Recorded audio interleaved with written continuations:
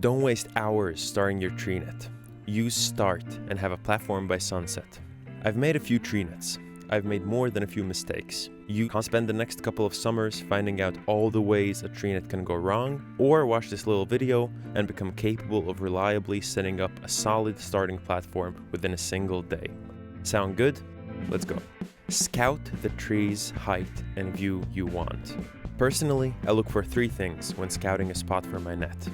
A location that I will actually visit, a beautiful view, ideally next to water with a bit of sun, and to be well hidden. You do not want people constantly watching you. Better to watch them and feel like a ninja assassin.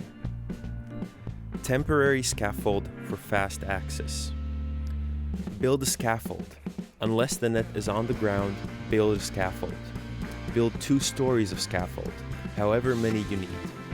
You do not want to be climbing and re-climbing every tree all the time.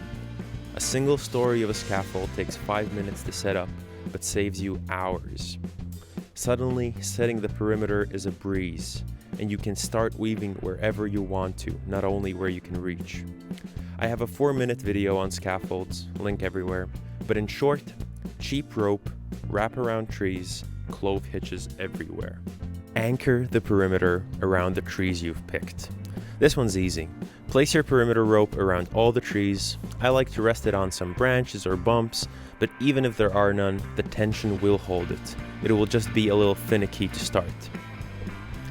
Ratchet the perimeter tight with a paracord only block and tackle.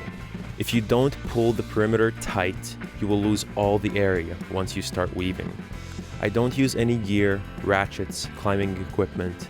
My method only uses the same paracord you will weave with. Short version, prusik loops on both sides, multiple paracord passes to get 2-to-1, 3-to-1, 4-to-1 tension. Long version is in another linked video where I show in detail exactly how I set up my tension system. Link everywhere. And the final step, thread a chaos weave, keeping tension in every knot.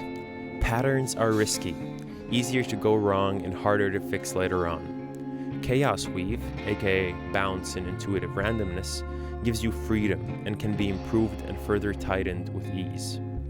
I like to start on sections in the perimeter where I least care about pulling the perimeter inward. That way, in the spots that count, the perimeter gets even tighter. After that, bounce all over the place, tying clove hitches once in a while. Remember, only bounces, not passes, add tightness to the net. Clove hitches work best on thicker rope, and you can start with doubled paracord, which is more comfy to sit on and gives you more thick rope to clove hitch.